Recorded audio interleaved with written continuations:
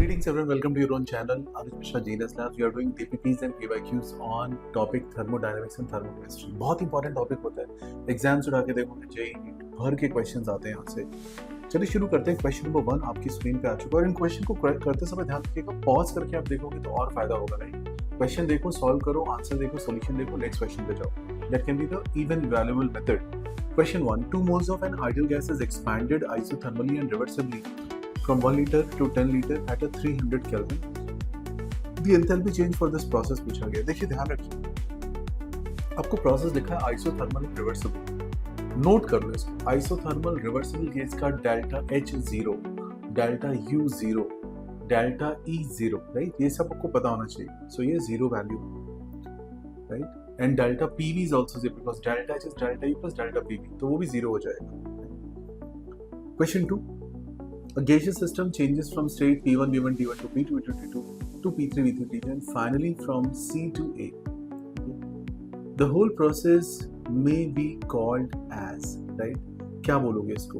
अब जहाँ से शुरू कर रहे हो वहीं से घूम फिर के आप वहीं पहुँच गए, तो it can be called cyclic process. Okay? ऐसे प्रोसेस को बोलते हैं cyclic process. Question 3. Mole of ice is converted into water at 273 kelvin which is the freezing point of water.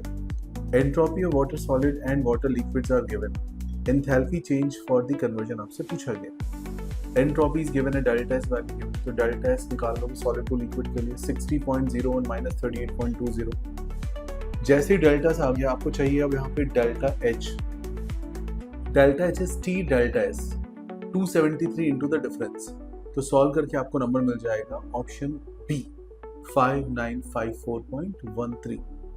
Question number 4. For a diatomic molecule AB the difference in electronegativity is 0.2028 root, basically root delta दिया हुआ है.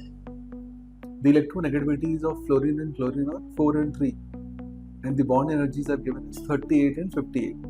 तो पूछा गया bond energy of ClF बताओ. देखो ऐसे question को सॉल्व करने के लिए आपको एक फॉर्मूला यूज करना है. Delta is EFCl minus root of EFF into EClCl. तो यहाँ से आप क्या करोगे, डेल्टा निकाल लोगे. डेल्टा मिल गया तो फॉर्मूला में यूज कर लो 0.2028 and then under root of EFCl minus this root, इसको यूज करेंगे जो डेल्टा की वैल्यू है.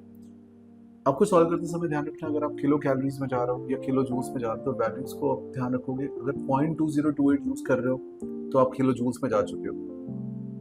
अदरवाइज किलो कैलोरीज में 0.102 वैल्यू होती है इसकी. तो दोनों का आपको आइडिया होना चाहिए.